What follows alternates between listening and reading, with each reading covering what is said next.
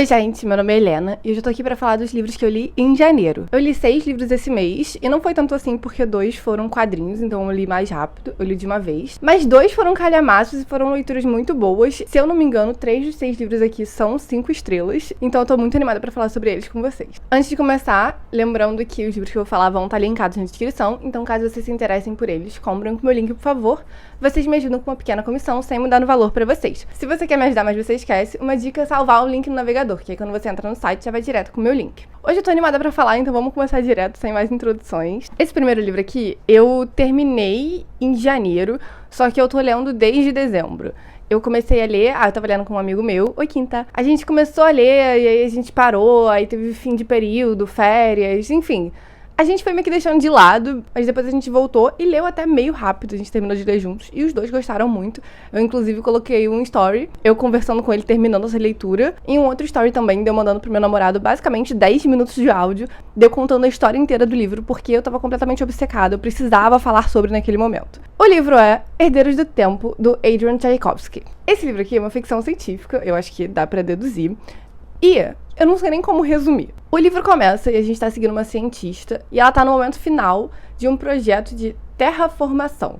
O que é isso? Os humanos estão num período onde eles já colonizaram Marte, colonizaram a Lua, mas o planeta está tendo seus recursos esgotados muito rapidamente. Então as pessoas resolveram o quê? Viajar pelo universo e procurando planetas que sejam mais ou menos parecidos com a Terra. Tem água, tem um nível de oxigênio parecido e condições básicas pra gente conseguir sobreviver. E implantar mais coisas para ficar mais parecidos com a Terra, ou seja, terraformação. E essa cientista tá lá com uma equipe espacial, porque agora eles vão implantar os macacos. Qual o objetivo deles? Eles vão colocar macacos lá, que são os nossos antepassados mais diretos, assim, e colocar um vírus que vai fazer com que eles evoluam mais rápido, porque a gente não tem milhões de anos para esperar. E aí os macacos vão evoluir, vão construir sua sociedade, vão conseguir fazer contato, e os humanos vão ficar, olá, nós somos os seus criadores, nós somos os seus deuses. Mas acontece que no planeta Terra tem gente que não concorda com isso. Não é pra gente ir explorando o universo, não é pra gente brincar de Deus. Existe um Deus ou, enfim, alguma coisa maior que a gente e não é pra gente se colocar nessa posição. Então eles são contra isso. Então nesse primeiro capítulo, estudando o primeiro capítulo, esse experimento falha.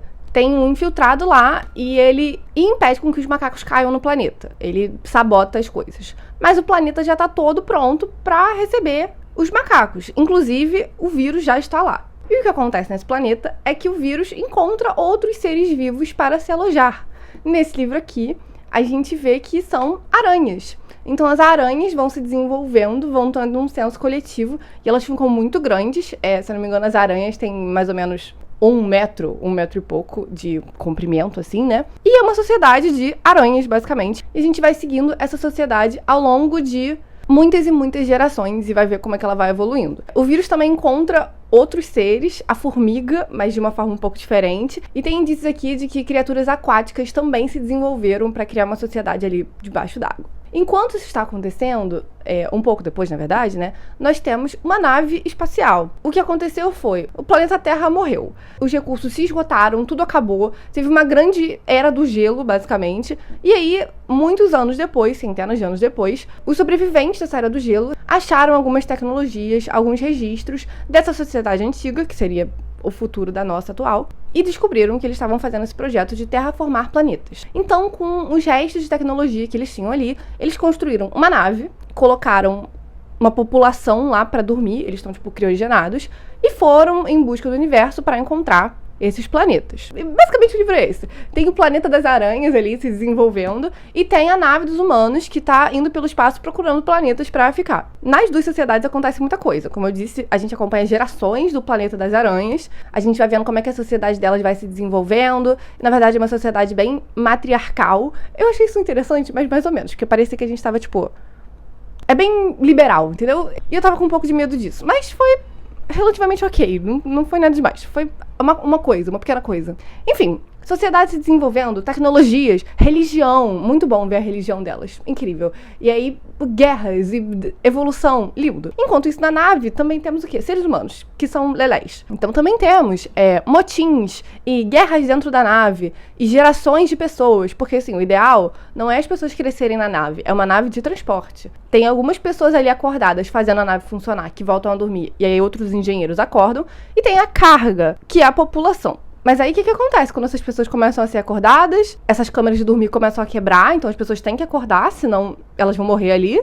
E elas começam a viver nessa nave de transporte que não tem os recursos necessários pra sustentar uma população. Enfim, muita coisa acontecendo. Tem mais de 500 páginas, mas é muito bom. No início eu tava um pouquinho cansada, demorei um pouquinho pra começar a ler. Esse primeiro capítulo que eu falei do início da cientista, assim, eu acho que vocês vendo esse vídeo vai ser mais fácil pra vocês, porque nada é explicado pra gente. A gente só tá ali acompanhando essa cientista e ela meio que vai soltando algumas dicasinhas, assim, do que tá acontecendo. Então foi um pouco chatinho, assim, pra gente entender. Mas vocês sabendo esse contexto, acho que vai ser um pouco mais fácil. Eu amei ver a Sociedade das Aranhas. Mas uma coisa um pouco chata é que quase não tem diálogo, porque elas se comunicam de uma forma diferente. Eram capítulos meio grandes, não meio grandes, sei lá, de 10 a 20, 30 páginas. E tinham muitos poucos diálogos. E aí eu ficava um pouco cansada de ler. Já a parte dos humanos estava boa, assim, no início. A gente segue uma pessoa só e toda vez que ele acorda, a gente vê o que tá acontecendo na nave. Se eu não me engano, ele é um linguista. Ele é basicamente um historiador que estuda línguas mortas, assim. É um linguista que chama, né? Só que aí começou a ficar um pouco repetitivo, assim, dele acordar, aí tá tendo um motim, aí ele vai dormir. Aí tá tendo uma guerra, aí ele vai dormir. Aí tá tendo bagunça de novo.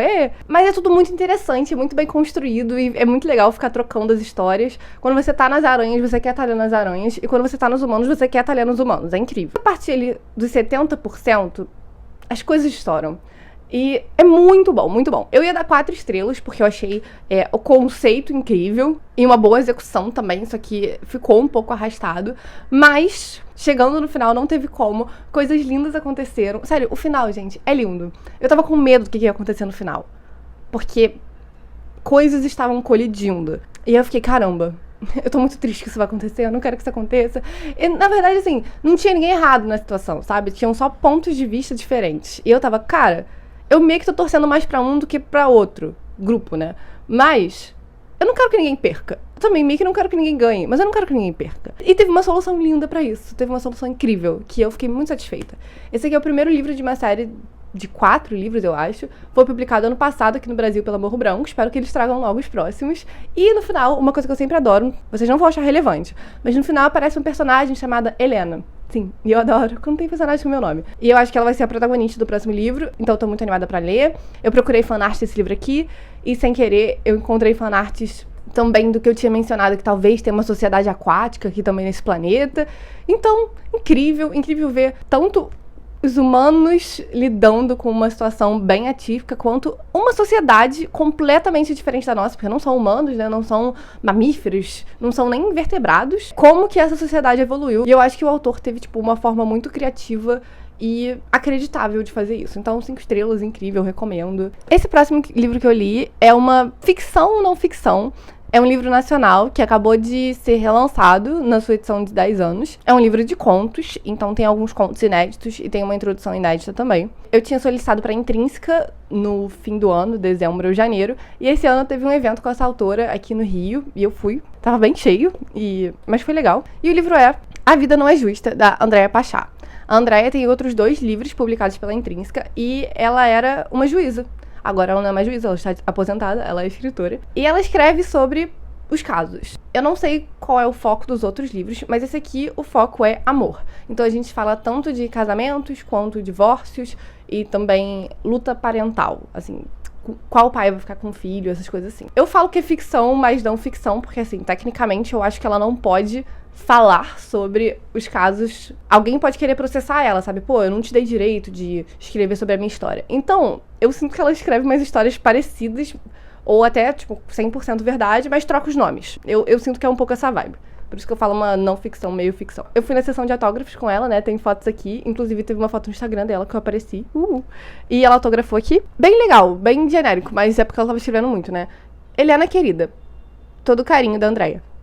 Bem legal. E eu amei esse livro, eu amei. São muitos contos, os contos são bem curtinhos, eu acho que eles têm no máximo 5 páginas. O livro inteiro é meio curto, Eu acho que tem 220 páginas, é bem curtinho, dá pra ler num dia. É uma vibe um pouco fofoca, tá? Fala sobre assuntos sérios e é interessante ver as pessoas lidando com coisas. São casos bem reais e do Brasil, né? Mas, ao mesmo tempo, é contado numa vibe um pouco fofoquinha, assim. Tipo, vou te contar o que tá acontecendo.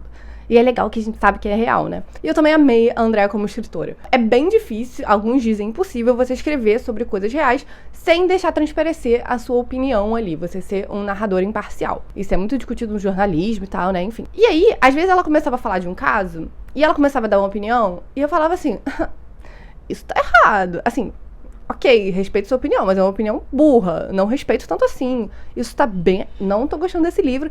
Tá indo pra um lado, tá querendo passar umas ideias que eu não tô gostando, tipo, ideias ruins. E aí ela terminava o parágrafo assim, mas isso tá completamente errado, eu sou completamente contra isso, 100% errado, odeio, essa pessoa estava errada. Aí eu fico, tudo bem.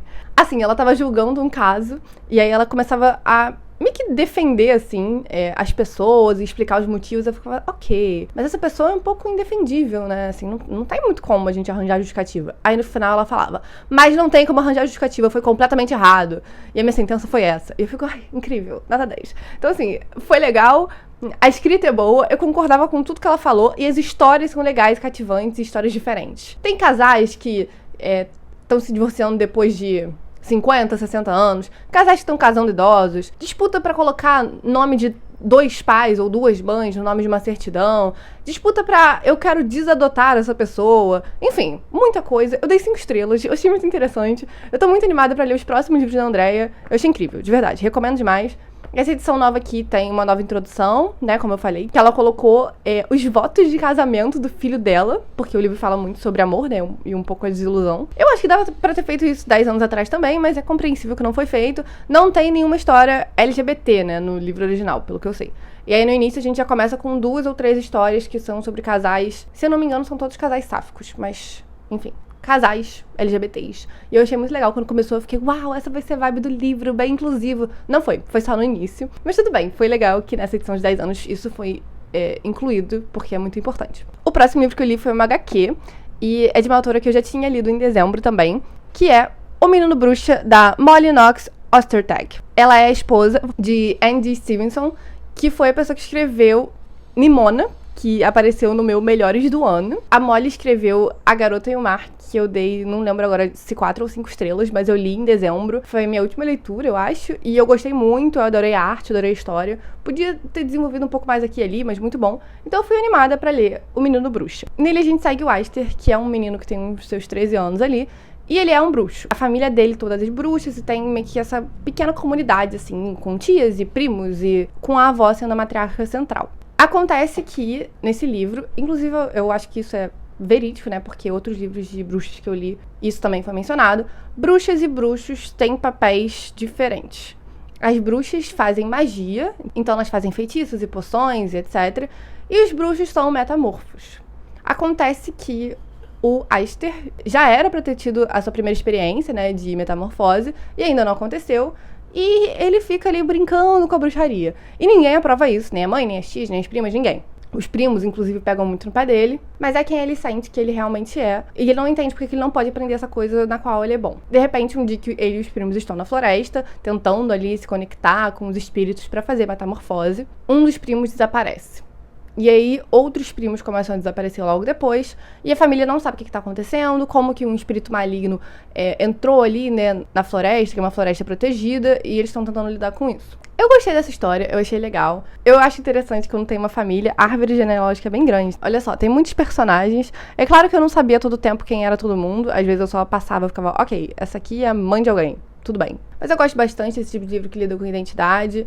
Ele também faz uma amiga, o que é legal, uma amiga fora dessa comunidade. O livro fala bastante sobre família e sobre se autodescobrir. E tem uma jornada aqui de aventura também. E a arte é linda, eu adoro. Eu acabei dando 3 estrelas porque eu acho que podia ter desenvolvido mais em todos esses temas. A relação com a família foi mais negativa e ela foi se desenvolvendo para uma coisa mais positiva, e eu acho que podia ter se desenvolvido mais. Eu acho que foi mais ação e podia ter tido mais desenvolvimento dos personagens em si. Mas eu descobri, esse aqui é o primeiro livro de uma trilogia, tem mais 2, então eu espero que se desenvolva mais depois. Mas eu gostei bastante, eu recomendo. Pra quem leu Garotos do Cemitério, do Aidan Thomas, vai gostar desse aqui. Eu acabei de perceber que, na verdade, o primeiro livro que eu li no mês não foi Herdeiros do Tempo. Porque eu não tenho ele físico, ele em e-book, nem tenho uma edição física dele. Então eu acabei esquecendo de falar, desculpa. Porque normalmente eu fico olhando aqui uma listinha, mas eu esqueci de pegar a listinha. Eu falei, vou saber falar todos. Não soube falar todos. O primeiro livro que eu li no mês, na verdade, e tô falando aqui em quarto, foi O Galinheiro, do Maurício Lopes. Foi um livro que ficou bem famoso, assim, no fim do ano passado, no meio do ano passado. Muitos booktubers leram e compartilharam, assim, com muitas pessoas leram. E eu fiquei curiosa. Ficou na lista de melhores do ano de muita gente, então eu fui ler também. Esse é um livro nacional, e quando eu fui pesquisar depois, eu descobri que eu já tinha lido um outro livro desse autor. Só que ele tinha publicado por um outro nome, que foi Nova Jaguaruara. Eu acho que é isso, eu sempre tive dificuldade em falar Jaguaruara. Eu li em 2020, eu acho, e ele tinha publicado como Mauro Lopes, ou Maurício Lopes. Só que agora ele já trocou, se você for na Amazon, a edição tá como a Maurício Lopes. Nesse livro aqui, O Galinheiro, a gente segue uma família que tem uma tradição de todo... Meu Deus, qual é o feriado? É a Páscoa? Um feriado, que eu acho que é a Páscoa, eu posso estar errada. Essa família tem a tradição de roubar galinhas dos vizinhos. Então eles vão lá à noite, assim, com os filhos, e roubam uma galinha e cozinham a galinha no dia seguinte. E aí, nesse dia específico, eles resolvem roubar a casa do prefeito. Do prefeito e do médico da cidade. Os dois são irmãos, são figuras muito importantes na cidade, né? E eles vão lá porque eles acham que eles têm uma pista. Eu não vou falar pra que é essa pista, não é um spoiler muito grande, porque você descobre, assim, logo nos 30% o que é, mas eu não sabia o que era e eu achei legal ir descobrindo ao longo. Esse também é o primeiro ano que o filho deles mais novo tá indo, então ele tá muito animado, assim, de estar participando dessa aventura. Chegando lá, as coisas dão errado. As coisas não dão certo, e aí acaba essa parte e a gente volta no tempo pra ver o que a perspectiva do prefeito e do médico. Na verdade, é uma coisa um pouco mais geracional, assim. Então, a gente vê como é que foi a infância do pai deles, e aí depois o nascimento deles, e como que eles cresceram e tal, e como que levou eles a serem o que são hoje. E a terceira parte, a continuação da primeira, assim. Tudo deu errado, vimos o passado das pessoas, terceira parte, conclusão disso aqui. O que eu achei? É bom. Vamos lá. A escrita é boa, é uma escrita, assim, nacional e contemporânea, então a gente tem gírias e a gente tem pensamentos interessantes, é uma escrita bem coloquial, assim. É uma escrita boa de acompanhar e é meio revigorante, porque eu não leio tantos livros nacionais e quando eu leio são mais, tipo, ficção literária, então é escrito de uma forma diferente, e os livros que são traduzidos normalmente não tem uma tradução, assim, tão brasileira. Então, o livro foi legal por causa disso. Só que ele tem muitos gatilhos, tá? Pra muita coisa, mas não é assustador de medo. Assim, eu fiquei bem tensa lendo, mas é desconfortável. E você fica assim... Eu li basicamente em um dia esse livro, me prendeu bastante, apesar dele ser curtinho, assim. Ele deve ter em torno de 200 páginas, eu li bem rápido. Eu acho que a conclusão foi um pouco... Assim, todo livro é meio... mas a conclusão foi um pouco demais pra mim. Pra mim tinha que ser um pouco menos ali. Eu fiquei um pouco triste com algumas coisas que aconteceram, apesar de ter esperado o destino de algumas pessoas que a gente não sabia. Qual será que foi o destino dessa pessoa? Aí a gente descobriu, eu fiquei ok. Já imaginava, mas podia ser outro, né? Podia ser outro, tudo bem. E eu acabei dando 3 estrelas. Como eu disse, acontecem coisas bem absurdas e vai escalando de um jeito um pouco absurdo. Isso é basicamente na parte do prefeito, do médico. E por mais que a gente tenha visto a vida deles até ali, pra entender como que eles chegaram a isso, eu acho que, não sei, talvez tenha sido um pouco... coisas horríveis demais, só pra ter uma coisa muito chocante acontecendo. Mas eu gostei bastante, eu recomendo. O final é legal, apesar de eu achar que podia ter tido uma disputa maior, uma briga maior, porque tava tudo combinando pra aquilo ali acontecer. E aí, quando aconteceu, eu acho que foi resolvido um pouco rápido demais. Eu gostei bastante. É um 3 estrelas bom, é um 3 estrelas maneiro. Eu fico falando que eu não gosto de leituras de terror, que nem sempre funciona pra mim. Os 2 livros da Maurício funcionaram pra mim. Eu também gosto muito de Nova Jaguaruara. E vou ler qualquer outra coisa que o Maurício publicar. Gostei bastante e é isso. Não gosto tanto de terror, dele eu gosto. O próximo livro que eu li é um que eu tô falando que eu vou ler há muito tempo. E finalmente eu li. Eu também comecei a ler ano passado, mas eu li bem pouco no ano passado. Eu escutei 2 capítulos em audiolivro e depois resolvi pegar no físico mesmo. Que é Cidade nas Nuvens, do Anthony Doerr. O meu está destruído. Vocês estão vendo aqui que tá rasgado? Aqui tá rasgado também. Aqui também tá rasgado, tá vendo? A cachorra do meu namorado comeu. Tadinha. Ele é um bebezinho. Mas tudo bem, tudo bem. Eu gostei do livro, tá? Então é bom que eu não vou querer passar pra frente, doar, nem nada. Porque destruído... Assim, eu não ligo, né? Se tá destruído. Mas as pessoas não gostam muito. Esse livro aqui é do mesmo autor de Toda Luz Que Não Podemos Ver, que ganhou um Pulitzer, que é um prêmio importante da literatura. E é um calhamação que eu tava querendo ler há um tempo, mas eu fiquei com preguiça. E li, finalmente. Ele é um livro onde várias histórias vão se entrelaçando. Eu não recomendo escutar o audiolivro, porque como são muitas histórias, e demora um pouco pra você pegar qual história é qual, e além disso também segue personagens em tempos diferentes da vida deles, então acho que você vai ficar confuso. Eu recomendo ler no físico ou no e-book mesmo, pra você ir voltando. Inclusive, eu tava assim, na metade do livro, eu falava, eu acho que isso aqui tá conectado com aquela outra coisa. Aí eu voltava no início do livro e falava, então tinha coisa assim, que era pra eu ter entendido antes, e eu não entendia antes, porque eu não tava prestando atenção. Eu não sei muito como resumir esse livro aqui, não, de verdade. São basicamente muitas histórias, em tempos diferentes, unidos por um livro. Então a gente tem ali 2 personagens, uma menina órfã que mora num convento, e um menino pastoreiro, durante a conquista da Constantinopla. Eles estão em lados opostos dessa guerra. A gente tem um menino pobre que fica órfão e vai pra guerra nos anos... Que ano que ele vai pra guerra? Nos anos 50, ele vai pra Coreia. A gente segue esse mesmo cara quando ele já tá velho. Em 2020, ele tá montando uma peça desse livro em questão com umas crianças numa biblioteca. A gente também segue um menino, tá ali no espectro autista, então ele tem muita dificuldade em viver, assim, em sociedade, demora pra ele conseguir um diagnóstico, e mesmo assim é difícil pra ele. Ele mora com uma mãe solteira que também tem dificuldade com dinheiro, e ele também está nesse mesmo lugar em 2020, só que com um outro papel. E por último, a gente segue uma menina, que é a Constance, no Argus, que é uma nave espacial indo para um outro planeta, porque a Terra, assim como Herdeiros do Tempo, virou inabitável. Então construíram essa nave, tem poucas pessoas ali, poucas famílias, menos de 100 pessoas, não famílias, indo para esse outro lugar. E a gente vai acompanhando essas histórias, todas elas começam meio do nada, assim, a gente não sabe muito o que está acontecendo, e eventualmente todas elas se conectam. Eu gostei desse livro, eu gostei dos personagens, eu acho um pouco difícil, e eu acho culpa do autor, eu falei isso com A Vida Pequena também. Você lê um livro de mais de 700 páginas, esse aqui tem 750, e não se importar com os personagens. Eu falo às vezes quando eu leio um livro curto, poxa, não me apeguei tanto aos personagens, tudo bem, ok. É aceitável, né? O livro é curto. Agora você lê um livro, um calhamaço, de mais de 700 páginas e não se importar com ninguém, é culpa do autor. Eu me importei com os personagens, eu gostei.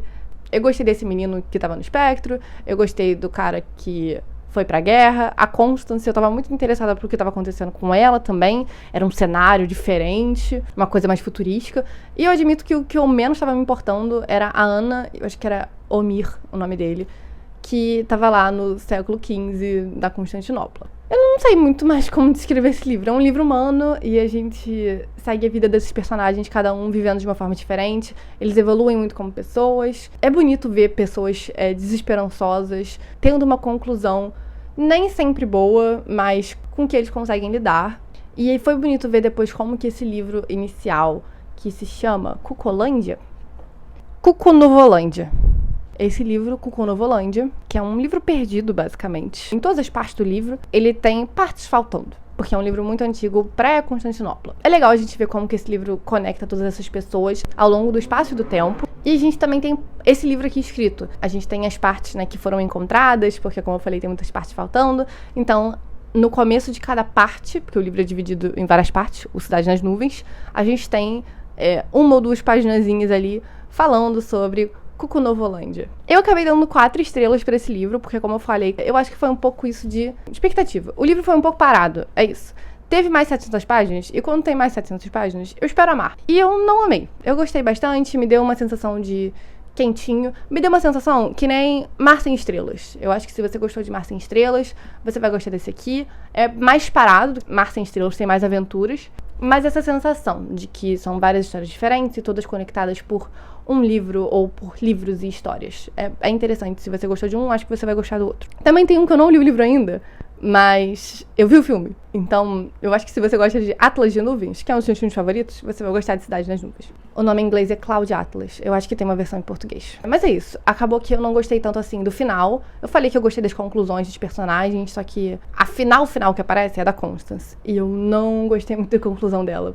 Eu queria mais, entendeu? A gente tava seguindo os personagens por todo esse tempo. O que mais? O que aconteceu? E eu acho que possa ser uma intenção do livro, assim, né? Tipo, a história sempre vai continuar. Então eu acabei dando 4 estrelas, mas é muito bom, eu recomendo. E é isso. E agora, o último livro que eu li esse mês também foi um quadrinho. Esse foi o 3º quadrinho agora publicado pela Galera. Ela nunca tinha publicado quadrinhos, aí publicou A Garota do Mar, publicou O Menino Bruxa. Não é um quadrinho, na verdade é uma graphic novel, esse aqui. Bem que eu achei o estilo bem diferente. Que é O Peixe Mágico, do Trung Le Nguyen. Nele a gente segue o Tien. Ele é uma criança, um pré-adolescente, que mora nos Estados Unidos, e os pais dele são refugiados do Vietnã. Os pais dele estão ali lutando pra aprender inglês. Lutando não, eles já falam inglês, mas não 100%. E o Tien é gay, então ele também não sabe muito como se assumir pros pais e nem como se assumir em vietnamesa, que é uma coisa importante pra ele. E esse livro é intercalado por contos de fadas. O conto de fadas principal, assim, que a gente segue é Pequena Sereia, mas a gente também tem Cinderela, mas não é esse clássico da Disney. São contos de fadas com versões de outras culturas, e os contos de fadas também ajudam os personagens a seguir na vida. Acontece uma tragédia nessa família, e a mãe tem que ir ao Vietnã, e ela é confrontada também com muitas memórias da infância. Ela é refugiada, então ela também tem muitas memórias traumáticas de lá. E como é difícil, né, você abandonar o seu país, obrigada, e o senso de responsabilidade que você sente com isso, e com a sua família, e você conseguiu sair, mas, enfim, muitas coisas pra desenvolver. O livro é lindo. Gente, é lindo, é lindo. Olha a arte, vamos lá. É belíssimo, não é todo nessas cores assim de roxo, mas as páginas são todas em algum tom. Por exemplo, aqui. Eu amei o traço, eu achei incrível. E eu amei a história, é muito sensível. Eu amo quando as pessoas usam de contos de fadas ou de outras histórias pra desenvolver personagens, pra mover a história de um jeito mais sutil, de um jeito não tão na cara. E esse aqui também é um livro que fala sobre como as histórias moldam as pessoas e de como a gente pode se ver na história. E tem uma fala, assim, de uma personagem no final que... Eu vou até pegar a fala certa, calma. A mãe tava lá no Vietnã conversando com uma tia, e essa tia tava contando uma das histórias pra ela, uma das versões das histórias, né? E ela já tinha comentado que ela não lembrava da história ser assim, que ela conta pro Tien é diferente. E aí quando a tia termina a história, ela fala: "E esse é mesmo o final?" E a tia responde: "E como é que eu vou saber? É uma história antiga, os detalhes mudam, as coisas mudam. E agora a história é nossa, sua e minha." Tô toda arrepiada. Gente, a história é o que a gente precisa, entendeu? A gente pode moldar a história porque a gente precisa, e tá tudo bem.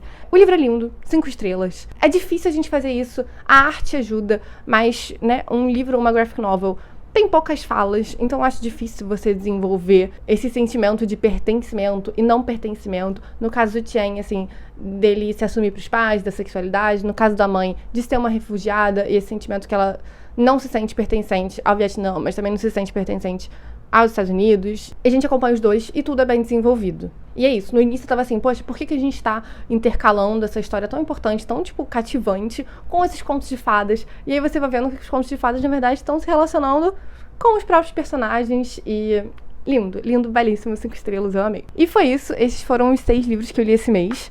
Eu fiquei muito feliz, o único que eu dei 3 estrelas foi O Menino Bruxa, e eu ainda gostei bastante. E também Galinheiro, que eu também gostei. 4 pra Cidade nas Nuvens. E os outros todos foram 5 estrelas.